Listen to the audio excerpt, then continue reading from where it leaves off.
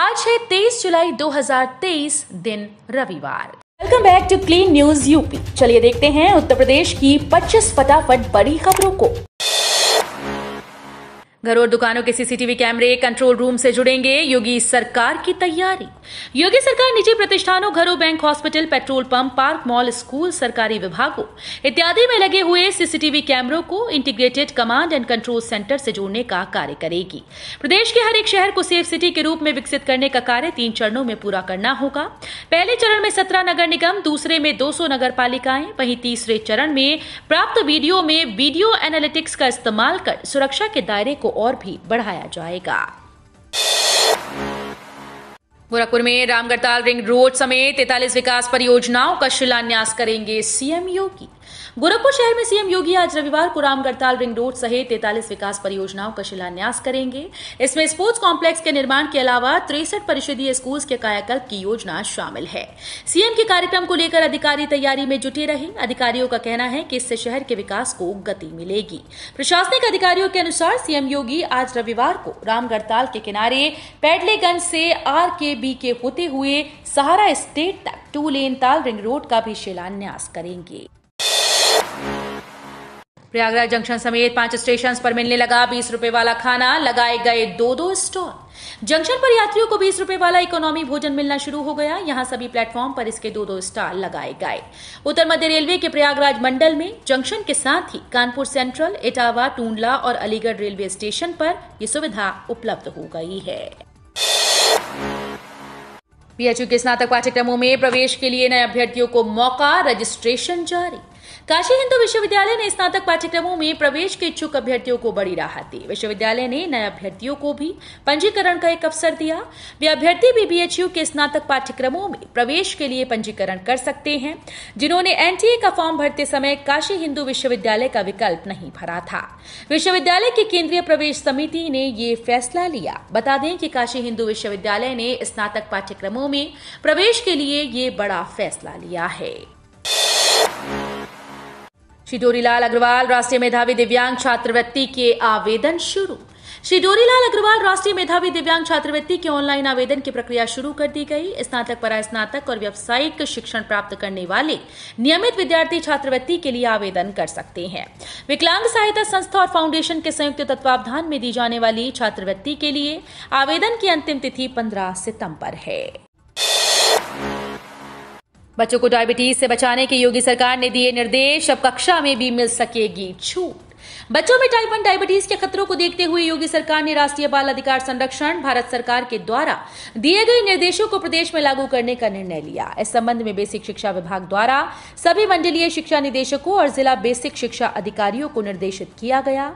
उल्लेखनीय है कि राष्ट्रीय बाल अधिकार संरक्षण आयोग के अध्यक्ष के द्वारा 0 से 19 वर्ष के छात्रों में टाइप 1 डायबिटीज रोग के नियंत्रण के लिए प्रदेश सरकार ने कार्रवाई सुनिश्चित करने की अपील की थी। अगले माह गोरक्षनगरी को मिल सकती है 2 बड़ी इंडस्ट्री की सौगात, सीएम योगी कर सकते हैं उद्घाटन। गोरखपुर औद्योगिक विकास प्राधिकरण में जल्द ही 2 बड़े उद्योगों का उद्घाटन हो सकता है। दोनों उद्योगों के लगने के बाद 1000 प्रत्यक्ष और अप्रत्यक्ष रूप से 4 से 5000 लोगों को रोजगार मिलेगा। इन उद्योगों में तत्वा प्लास्टिक और ज्ञान डेयरी का CP मिल्क शामिल है। तत्वा प्लास्टिक का 100% काम पूरा हो चुका है।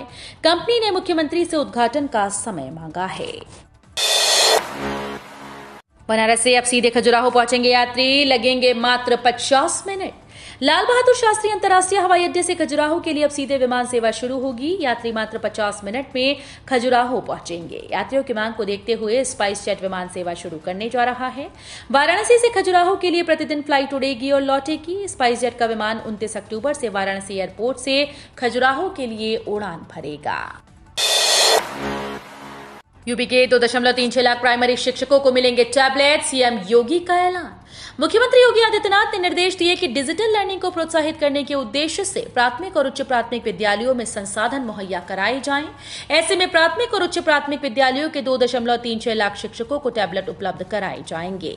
उन्होंने कहा कि ये काम सितंबर महीने तक पूर्ण हो जाएगा। इसके लिए शिक्षकों की ट्रेनिंग भी कराई जाएगी।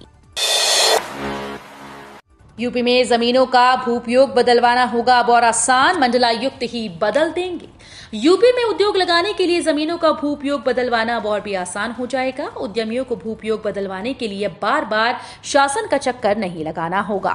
उन्हें अपने मंडल में ही जमीन का भू उपयोग बदलवाने की सुविधा मिल जाएगी। इसके लिए उत्तर प्रदेश राजस्व संहिता 2006 में भूमि संबंधी प्रक्रियाओं का सरलीकरण संबंधी संशोधन को कैबिनेट से मंजूर कराने की तैयारी है। उत्तर प्रदेश में ग्राम सभा की जमीनों के रखरखाव की व्यवस्था राजस्व संहिता में दी गई है। यूपी में मंत्रिमंडल विस्तार की तैयारी तेज, बैठकों का दौर शुरू। एनडीए में सुबह सपा के शामिल होने के बाद राज्य में सियासी पारा हाई है। अब योगी आदित्यनाथ सरकार की कैबिनेट में विस्तार की अटकलें हर दिन तेज होती जा रही हैं। सूत्रों की माने तो ओम प्रकाश राजभर को कैबिनेट में शामिल किया जा सकता है। वहीं कैबिनेट विस्तार की चर्चाओं के बीच बैठकों का दौर भी तेज होता जा रहा है। सूत्रों की माने तो मंत्रिमंडल विस्तार और राज्य के बीजेपी संगठन में महत्वपूर्ण फेरबदल की तैयारी तेज हो गई। प्रदेश के 52% नर्सिंग व पैरामेडिकल कॉलेजेस को मिली सी ग्रेड। प्रदेश के 52% से अधिक नर्सिंग और पैरामेडिकल कॉलेजेस को सी ग्रेड मिली। इन सभी कॉलेजेस को व्यवस्था सुधारने का निर्देश दिया गया। चेतावनी दी गई कि ग्रेडिंग में सुधार नहीं किया तो उनके खिलाफ कार्रवाई की जाएगी। इसी तरह ए ग्रेडिंग वाले कॉलेजेस को प्रोत्साहित किया जाएगा। प्रदेश में नर्सिंग व पैरामेडिकल शिक्षा को बढ़ावा देने के लिए लगातार प्रयास किया जा रहा है। मोहन भागवत बोले, देश और संस्कृति के लिए त्याग करने का आ गया है समय। शिव की नगरी काशी में विश्व के सबसे बड़े इंटरनेशनल टेम्पल्स कन्वेंशन और एक्सपो का उद्घाटन शनिवार को संघ प्रमुख मोहन भागवत ने किया। सिगरा स्थित रुद्राक्ष कन्वेंशन सेंटर में आयोजित कार्यक्रम में दुनिया भर के मंदिर प्रमुखों को मोहन भागवत ने संबोधित किया। कहा कि मंदिरों के संचालन के लिए नई पीढ़ी को तैयार करना होगा। मंदिर पूरब से पश्चिम, उत्तर से दक्षिण और देश को एक सूत्र में पिरो सकते हैं। हर सनातनी का घर मंदिर है और इन मंदिरों को जोड़कर हम भारत को फिर से विश्व गुरु बना सकते हैं। Gorakhpur Shamli greenfield expressway 700 kilometre लंबाई, 22 जिलों की कनेक्टिविटी सुरक्षा के लिहाज से भी अहम। उत्तर प्रदेश को एक और एक्सप्रेसवे की सौगात मिलने वाली है। सीएम योगी आदित्यनाथ के क्षेत्र गोरखपुर से शामली के बीच ग्रीनफील्ड एक्सप्रेसवे का निर्माण किया जाएगा। इस एक्सप्रेसवे के बनने से प्रदेश में कनेक्टिविटी का एक नया रास्ता खुलेगा। ये एक्सप्रेसवे कई एक्सप्रेसवे से कनेक्टेड होगा। एक तरफ इसके यूपी के प्रस्तावित सबसे लंबे गंगा एक्सप्रेसवे से कनेक्ट होने की बात कही जा रही है। वहीं गोरखपुर लिंक एक्सप्रेसवे के जरिए ये पूर्वांचल एक्सप्रेसवे से भी कनेक्ट हो जाएगा। अखिलेश यादव ने बताया, इंडिया और पीडीए को साथ लेकर चलने का फॉर्मूला।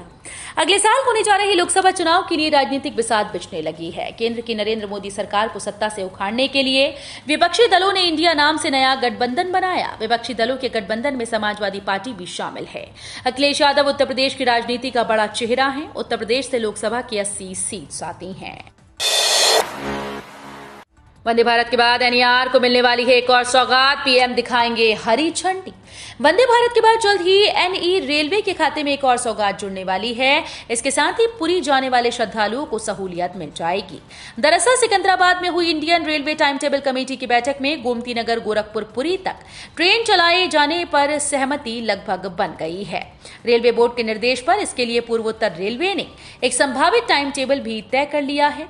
माना जा रहा है कि इसी महीने के आखिर तक इस ट्रेन के साथ कई अन्य रेलवे की ट्रेन को भी पीएम मोदी हरी झंडी दिखा सकते हैं।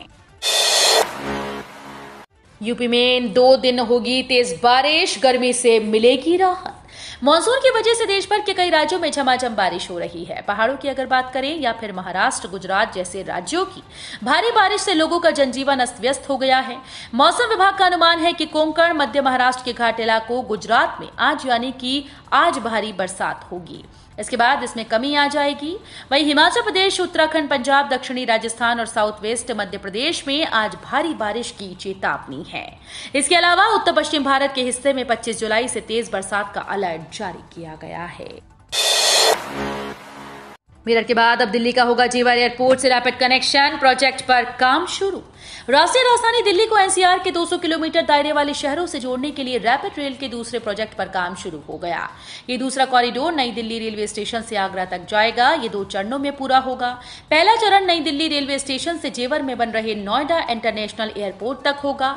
दूसरे फेज में रैपिड रेल आगरा जाएगी। सहारा पोर्टल पर 5 लाख लोगों ने किया रजिस्टर। सहारा समूह के कोऑपरेटिव में जमा राशि की वापसी के लिए सहारा रिफंड पोर्टल लॉन्च किया गया। केंद्रीय गृह और सहकारिता मंत्री अमित शाह ने इस पोर्टल को लॉन्च किया था। पोर्टल लॉन्च होने के 4 दिन के भीतर 5 लाख निवेशकों ने इस पर अपना रजिस्ट्रेशन कराया। सहकारिता मंत्री अमित शाह ने इस बात की जानकारी दी। उन्होंने कहा कि पोर्टल पर रजिस्टर करने वाले निवेशकों के पैसे वापस करने की प्रक्रिया शुरू हो गई है। केंद्र सरकार का रोजगार मेला, पीएम मोदी ने बांटे 70,000 से ज्यादा नियुक्ति पत्र। प्रधानमंत्री नरेंद्र मोदी ने वीडियो कॉन्फ्रेंसिंग के माध्यम से रोजगार मेले के तहत सरकारी विभागों और संगठनों में 70,000 से अधिक नियुक्ति पत्र वितरित किए। इस अवसर पर प्रधानमंत्री ने युवाओं को संबोधित भी किया। ये रोजगार मेला देश भर के 44 स्थानों पर आयोजित किया गया। केंद्र सरकार के विभागों के साथ साथ राज्य सरकारों और केंद्र शासित प्रदेशों में ये भर्तियां की जा रही हैं। राज्य प्रशासनिक सेवा अधिकारियों के तबादले, मिली नवीन पदस्थापना। राज्य में तबादले का दौर जारी है। बड़ी संख्या में सरकारी कर्मचारियों के तबादले किए जा रहे हैं। उन्हें नवीन पदस्थापना सौंपी गई। इसके लिए आदेश जारी कर दिया गया। कार्मिक विभाग असम द्वारा जारी आदेश के तहत राज्य प्रशासनिक सेवा अधिकारियों के तबादले किए गए। उन्हें नवीन पदस्थापना सौंपी गई। इसके लिए आदेश जारी हुए। सरकार से फ्री राशन लेने वालों की लगी लॉटरी। नए आदेश को सुनकर खुशी से झूमे कार्ड धारक। राशन कार्ड रखने वालों के लिए जरूरी खबर है। अगर आप भी राशन कार्ड रखते हैं या फिर फ्री राशन स्कीम का फायदा ले रहे हैं तो आपके लिए काम की खबर है। कई मीडिया रिपोर्ट्स में यह दावा किया जा रहा है कि सरकार की तरफ से अपात्र राशन कार्ड धारकों से कार्ड को सरेंडर करने के लिए बोला जा रहा है। इसके साथ मीडिया रिपोर्ट्स में कहा जा रहा है कि अपात्र कार्ड धारकों से सरकार वसूली भी कर सकती है। फिलहाल अब इस पर सरकार ने बयान जारी कर जानकारी दी है। बैंक कर्मचारियों को मिलेगी 2 साप्ताहिक छुट्टियां, 28 को होगा फैसला। बैंक कर्मचारियों को सप्ताह में अब 2 दिन छुट्टी मिल सकती है। इस पर अभी विचार चल रहा है। अगर सब कुछ सही रहता है तो इस पर फैसला 28 जुलाई को लिया जा सकता है। एक रिपोर्ट के मुताबिक इंडियन बैंकिंग एसोसिएशन अगले हफ्ते United forum of bank unions के साथ बैठक में ये फैसला ले सकता है। इस नए नियम के तहत दैनिक कामकाजी में 40 मिनट की बढ़ोतरी की जाएगी। सरकारी वकीलों को लैपटॉप, आईपैड मुहैया कराए सरकार। इलाहाबाद हाईकोर्ट ने राज्य सरकार को निर्देश दिया कि सरकारी वकीलों को आईपैड, लैपटॉप जैसे इलेक्ट्रॉनिक गैजेट मुहैया कराए जाएं, ताकि इलेक्ट्रॉनिक मोड से दाखिल याचिकाओं के निस्तारण में वो न्यायालय का सही तरीके से सहयोग कर सकें और पेपरलेस कोर्ट का लक्ष्य हासिल करने में सहूलियत हो। यह आदेश न्यायमूर्ति सिद्धार्थ वर्मा और न्यायमूर्ति अरुण कुमार सिंह देशवाल की खंडपीठ ने ई फाइलिंग मोड से दाखिल एक याचिका पर सुनवाई के दौरान दिया।